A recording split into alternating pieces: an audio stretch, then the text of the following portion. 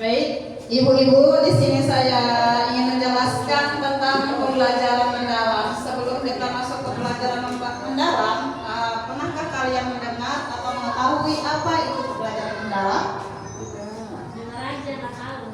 Deep learning, Bu. Deep learning, benar sekali. Pembelajaran mendalam suatu proses pembelajaran yang memuliakan, berkesadaran dan bermakna dalam mengembirakan. Jadi kita kalau dalam pembelajaran mendalam ini kita harus memuliakan, berkesadaran, bermakna, serta mengembirakan untuk tercapainya suatu pembelajaran yang mendalam.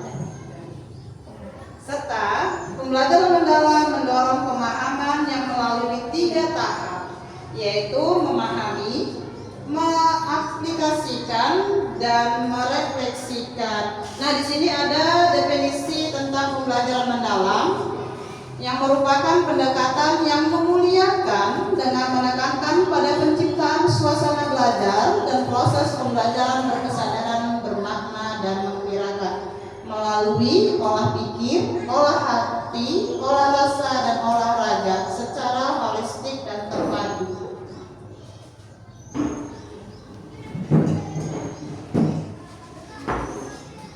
Baik, pembelajaran mendalam yaitu memuliakan, salah satunya memuliakan. Dalam pembelajaran mendalam, penerapan PM semua pihak yang terlibat saling menghargai, menghormati, dan mempertimbangkan potensi, martabat, dan nilai-nilai kemanusiaan. Nah, di sini Bapak Ibu kita perhatikan pembelajaran mendalam ada yaitu berkesadaran, bermakna, dan mengembirakan yang mencakup 4 konsep, yaitu olah pikir, olah hati, olah rasa, olah raga. Jadi kalau pikiran kita dulu sebagai guru ya, kita merefleksi dulu sebelum masuk kelas itu harus benar-benar menenangkan pikiran kita sebelum masuk kelas.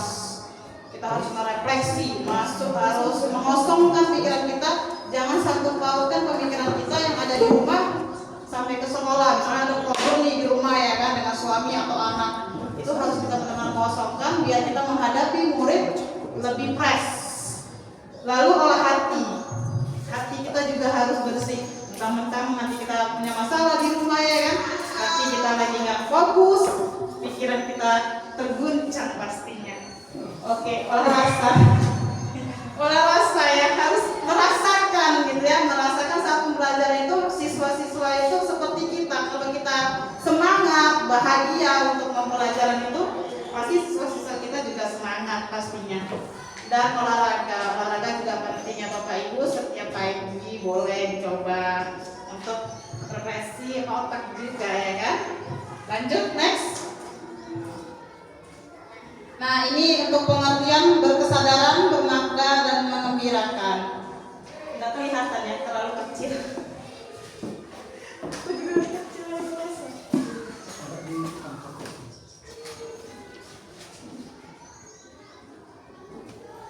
Nah, Bapak Ibu di sini ada berkesadaran, bermakna, dan mengembirakan. Yang salah satunya kita ambil contoh dari mengembirakan saja ya.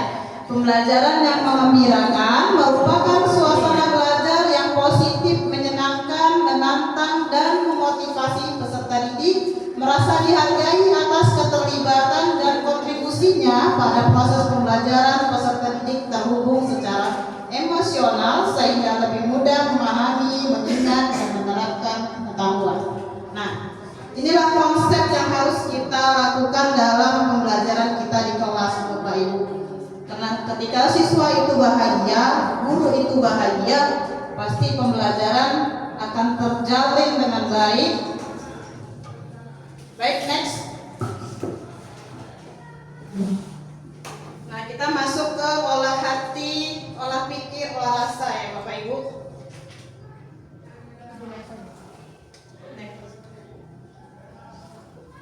Nah, di sini Bapak Ibu, ya. Di sini ada diagram ya, lingkaran pembelajaran mendalam, yaitu dengan menerapkan 8 dimensi profil kelulusan. Rumusnya 8-3-3-4 ya Bapak Ibu, yaitu 8 dimensi profil kelulusan. Cara lihatnya gimana? Kalau yang ini dia Bapak Ibu ya. Satu nih, nah ini. Dari sini dia 8 dimensi profil kelulusan. Lalu masuk ke 3 prinsip pembelajaran mendalam, yaitu berkesadaran, bermakna, dan mengembirakan. Lanjut dengan 3 pengalaman belajar, yaitu memahami, mengaplikasikan, dan merefleksi, serta memasuki 4 kerangka pembelajaran. Ini dia Bapak Ibu, 4 kerangka pembelajaran.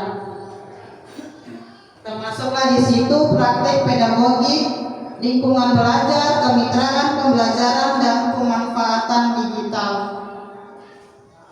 Di sini ada juga dimensi kelulusan yang pengertiannya yaitu fokus profil lulusan yang akan dicapai, yaitu maaf ya, tidak nampak. Kita next saja.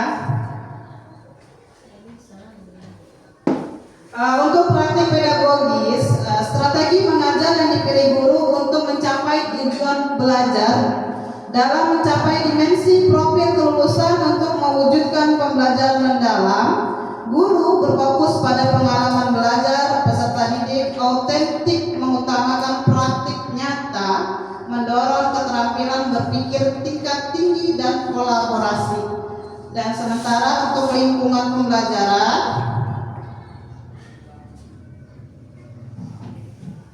baik, di sini ada slide dengan 8 dimensi profil kelulusan ya Bapak Ibu. Yang 8 profil kelulusan itu termasuk dengan keimanan dan ketakwaan, individu yang memiliki keyakinan teguh akan keberadaan Tuhan yang Maha Esa dan menghayati serta mengamalkan nilai-nilai spiritual dalam kehidupan sehari-hari. Lalu masuk ke 2, yaitu kewargaan. Kewargaan, individu yang memiliki rasa cinta tanah air serta menghargai keberagaman budaya, menaati aturan dan norma sosial dalam kehidupan bermasyarakat, memiliki kepedulian dan tanggung jawab sosial serta komitmen untuk menyelesaikan masalah nyata yang berkaitan dengan keberlanjutan kehidupan, lingkungan, dan harmoni antara bangsa dalam konteks kebenekaan global. Lalu di sini ada juga penalaran kritis, yaitu individu yang mampu berpikir secara logis, analitis, dan reflektif dalam memahami, mengevaluasi, serta memproses informasi untuk menyelesaikan masalah. Kreativitas, individu yang mampu berpikir secara inovatif, fleksibel, dan orisinal dalam mengelola ide atau informasi untuk menciptakan solusi unik dan bermanfaat. Baik, next.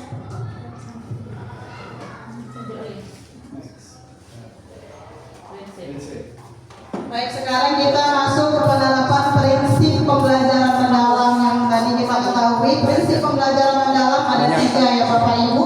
Salah satunya adalah berkesadaran.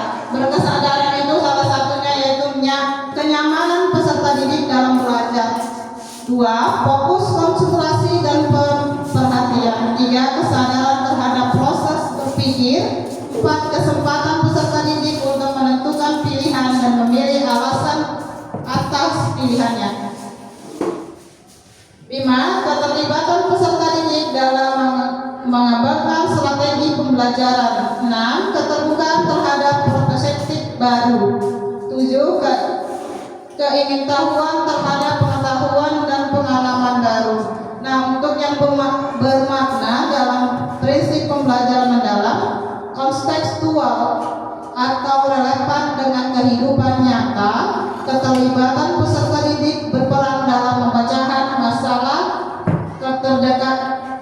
terdekat di kehidupan nyata, keterkaitan dengan pengalaman sebelumnya. Lanjut ke bermanfaatan pengalaman belajar untuk diterapkan dalam konteks baru, keterkaitan dengan bidang ilmu lain, pembelajaran sepanjang hayat. Lalu kita masuk ke penerapan prinsip pembelajaran mendalam, yaitu mengembirakan. Lingkungan pembelajaran yang interaktif, aktivitas pembelajaran yang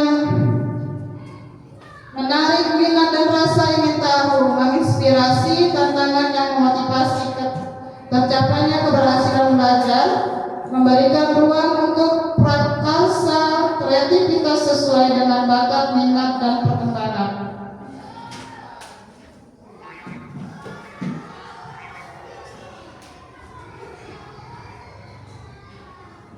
Baik, di sini ada pengalaman belajar tentang taksonomi Bloom dan taksonomi Solo. Solo ya. Jadi Bapak Ibu, sebelumnya kalau kita pada kurikulum Merdeka kita menerapkan taksonomi Bloom. Sekarang di pembelajaran mendalam kita menerapkan taksonomi Solo beserta taksonomi Bloom. Baik ya, kita lanjut dengan taksonomi Bloom tadi. Apa kaitannya dengan taksonomi Bloom serta Solo? Yaitu kita ambil kesimpulannya saja. Taksonomi Bloom berperan membantu merancang, sementara taksonomi Solo berperan membantu membaca kedalaman proses belajar. Dimensi profil lulusan membantu mengarahkan karakter apa yang sedang dibentuk. Kesimpulan Bloom dan Solo. Taksonomi Solo tidak langsung menentukan dimensi, tetapi membantu mengkonfirmasi apakah aktivitas dan hasil belajar murid benar-benar mengarah ke kompetensi karakter tertentu, dimensi profil kelulusan. Jadi Solo memperkuat pemilihan dimensi lewat kedalaman bukti belajar siswa. Baik, selanjutnya kita lanjutkan dengan Ibu Khairul Fatarani untuk menjelaskan tentang pembuatan modul atau RVP dalam pembelajaran mendalam. RVP Pak. Berani mempersilakan.